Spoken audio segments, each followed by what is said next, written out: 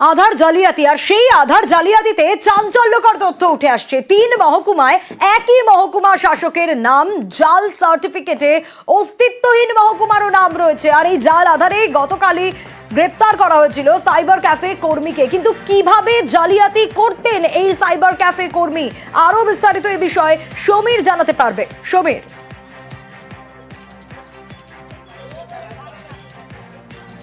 দেখো সোনিয়া, তোমাকে জানিয়ে রাখি, গত সোমবার ধুবুলিয়া থানার অন্তর্গত সোনডাঙ্গা থেকে গ্রেপ্তার করা হয় মোশাররফ শেখ নামে এক সাইবার ক্যাফে কর্মী। এরপর তাকে মঙ্গলবার কৃষ্ণনগর জেলা আদালতে পাঠানো হয়। 6 দিনের পুলিশ হেফাজতের নির্দেশ দেওয়া হয় এবং পুলিশ হেফাজতে নিয়ে পুলিশ তাকে জিজ্ঞাসাবাদ করে জানতে পারে যে সে একটা সাইবার ক্যাফের আড়ালে জাল সার্টিফিকেট করত এবং কিভাবে করত। তার কাছ থেকে বেশ কয়েকটি জাল সার্টিফিকেট উদ্ধার হয়, শংসাপত্র যেগুলি জাতি সার্টিফিকেট, এবং সেখানে সই রয়েছে কৃষ্ণনগরের প্রাক্তন মহকুমা শাসক চিত্রদীপ সেন। কিন্তু যে সইগুলো দেখা যাচ্ছে 3টে সার্টিফিকেটের 3 জায়গার সই, অর্থাৎ তাকে দেখানো হয়েছে কখনো কৃষ্ণনগরের মহকুমা শাসক, কখনো রানাঘাটের মহকুমা শাসক, কখনো মধ্যমগ্রামের মহকুমা শাসক, এবং সেগুলো কিন্তু একই দিনে। কিন্তু একই ব্যক্তি একই দিনে 3 জায়গার মহকুমা শাসক কিভাবে থাকতে পারে? এর পাশাপাশি মধ্যমগ্রাম নামে কোনো সদর কিন্তু নেই, সাব ডিভিশন নেই, ফলে পুরোটাই কিন্তু ফেক। এবং এই ফেক সার্টিফিকেট দিয়ে কি করা হতো, আধার কার্ড তৈরি করা হতো এবং তার নামে কোনো আধারের রেজিস্ট্রেশন ছিল না।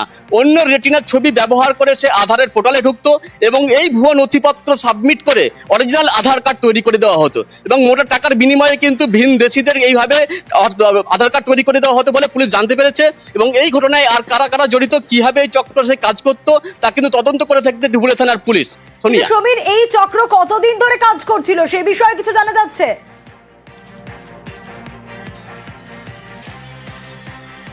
দেখো, এই যে ব্যক্তি গ্রেপ্তার হয়েছে তার জামাইবাবু ছিল তথ্যমিত্র কেন্দ্র।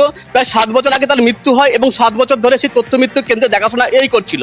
এবং সম্প্রতি ধুবুলিয়া থানা পুলিশ খবর পায় যে তথ্যমিত্র কেন্দ্রের আড়ালে কিন্তু চলছে জালিয়াতি সার্টিফিকেট দেওয়ার কাজ, এবং এরপরে তদন্ত নামে পুলিশ গত সোমবার তাকে গ্রেপ্তার করে। তার বাড়ি থেকে বেশ কিছু জাল নথিপত্র উদ্ধার হয় এবং এরপরে কিন্তু তাকে গ্রেপ্তার করার পাশাপাশি তাকে পুলিশ হেফাজতে নিয়ে জিজ্ঞাসাবাদ করা হয় এবং তাকে জিজ্ঞাসাবাদ করে জানার চেষ্টা চলছে যে কতদিন ধরে এই কারবার যুক্ত, এতদিন পর্যন্ত কাকে কাকে এই জাল শংসাপত্র দিয়েছে, কতজনকে সে আধার কার্ড বানিয়ে দিয়েছে এবং এর বিনিময়ে সে কত টাকা নিত এবং এই চক্রের সঙ্গে আর কারা কারা যুক্ত।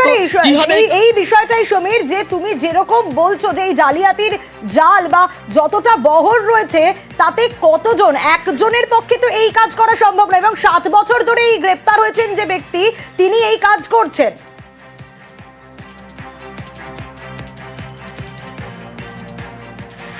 একদমই তাই। তবে এর পিছনে যে আরো একজন জড়িত আছে এটা কিন্তু পরিষ্কার, কারণ ভিন জেলার একজনের নামে আধারের রেজিস্ট্রেশন আছে, অর্থাৎ তার নামে আধারের পোর্টাল আছে।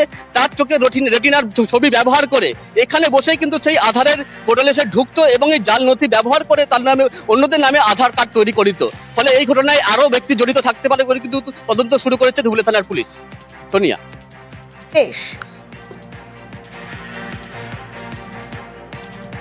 কিছু জাল ডকুমেন্টস ওর কাছ থেকে সেখানে রিকভার করেছি এবং সেগুলোকে মিলিয়ে আমরা দেখেছি যে সেগুলো একদমই ফলস ডকুমেন্ট আছে। প্রিলিমিনারি এনকোয়ারিতে সেখানে তাই মনে হচ্ছে। কিছু নাম ঠিকানাও আমরা পেয়েছি যারা সেখানের মধ্যে যুক্ত থাকতে পারেন। এই একই ডেটের মধ্যে আপনার বিভিন্ন সাব ডিভিশনের একজনকে দেখানো হয়েছে যে এসডিও হিসেবে সেই ডিজিটাল সিগনেচার করে সেই বার্থ সার্টিফিকেটটা ইস্যু করা হয়েছে এবং কিছু জাল স্বাস্থ্যসাথীর কার্ডও আমরা পেয়েছি।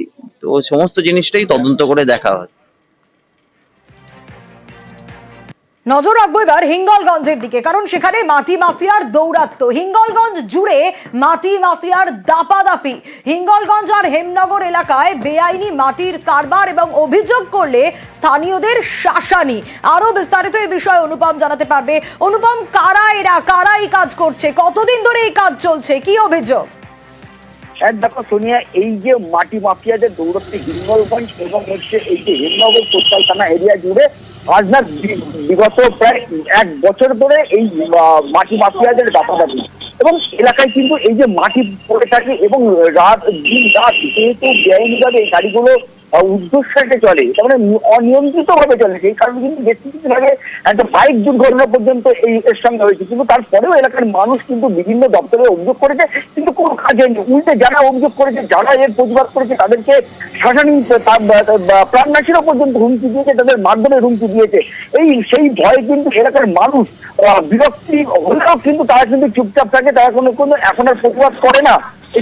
এবং এই যে মাটি মাফিয়াদের এতটাই দৌড়ত্ব যে তারা দিনে দুপুরে একদম ব্লক অফিসের সামনে দিয়ে পুলিশের থানার সামনে দিয়ে জেদার ভাবে গাড়ি চালিয়ে যাচ্ছে, তাদের কোন রকম ভ্রুক্ষেপই নেই যে তারা একটা বেআইনি ভাবে কাজ করছে। আর এটা কিন্তু প্রশ্রয় দিয়ে যাচ্ছে স্থানীয় যে রাজনৈতিক নেতৃত্ব রয়েছে, তারা ব্লক প্রশাসন, বিডিও অফিস, থানা, পুলিশ প্রশাসন সবাই কিন্তু এরা কিন্তু প্রশ্রয় দিয়ে যাচ্ছে এবং তাদের প্রশ্রয়তেই কিন্তু এইভাবে দিনে দুপুরে কিন্তু এরকম ভাবে মাটি মাফিয়াদের দৌড়ত্ব হয়েছে। যদিও এলাকার মানুষ কিন্তু চাইছে যে এই যে মাটি মাফিয়ার দৌড়ত্ব এটা বন্ধ হোক, নাহলে যত দিন যাবে তত কিন্তু আরো বেশি সমস্যা তৈরি হবে এলাকায়।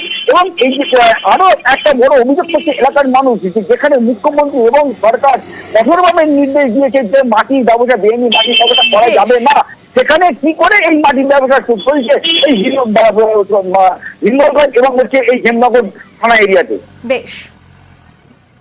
বেশ কিছুদিন মাটি মাফিয়া রাজ করছে হিঙ্গলগঞ্জের একদম প্রত্যন্ত এরিয়া জুড়ে, বেশ কিছু জায়গা জুড়ে মাটির কারবার চলছে, মাটি বিক্রি করছে। যে বা যারা করছে খুব নিন্দনীয় বিষয় এবং এলাকার মানুষজন প্রতিবাদ করায় তাদেরকে নিতান্ত হুমকি দেওয়া হচ্ছে, মেরে ফেলার হুমকি দেওয়া হচ্ছে। এলাকার মানুষ ভীত এবং সন্ত্রস্ত হয়ে আছে। এই বিষয়টা অবিলম্বে বন্ধ করা উচিত। সরকার পক্ষ যেখানে নির্দেশ আছে মাটির বিক্রি করাটা অন্যায় বিষয়, তারপরেও দেদার দিন রাত মিলেই মাটির ব্যবসা চলছে।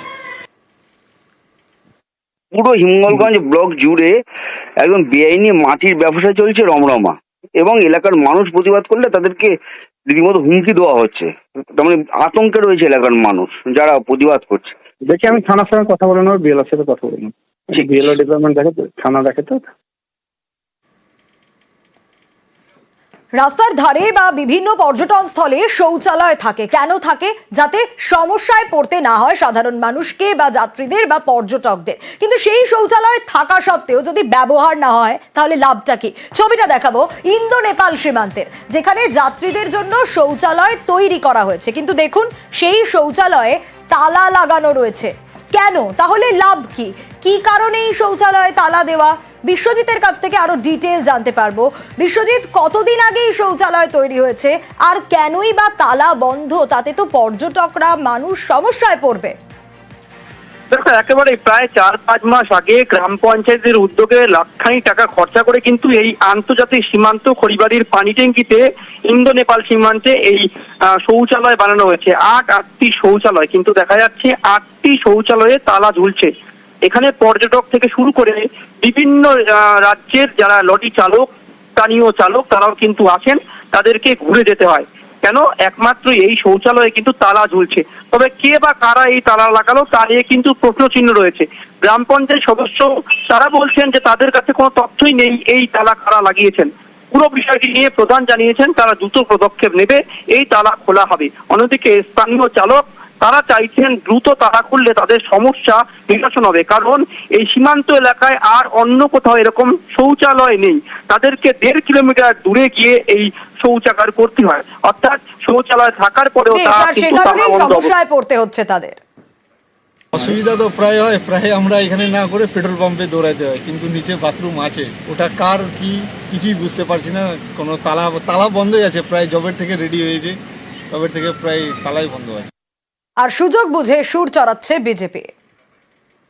আমিও দেখলাম যে সব বাথরুম তালা দেওয়া আছে, অকাজের কাজ করে কোনো সময় রাখে, কাজটা করলেও এটা অকাজে করে ফেলে দেয়। এটা হচ্ছে বর্তমান রোলিং সরকারের, টিএমসি সরকারের লোক দেখানো ঢপের চপের একটা প্রকল্প করে সেটাকে আবার তালা বন্ধ করে রেখে দেয়। স্থানীয় গ্রাম পঞ্চায়েত প্রধান অবশ্য বলছেন তালা দেওয়ার তো কথা নয়, ওখানে তো তালা মারার কথা না, সেটা আপনাদের মাধ্যমে আমরা জানতে পারলাম। এটা দ্রুত পদক্ষেপ নেওয়া হবে, সেখানে কে বা কারা কিভাবে তালা মারলো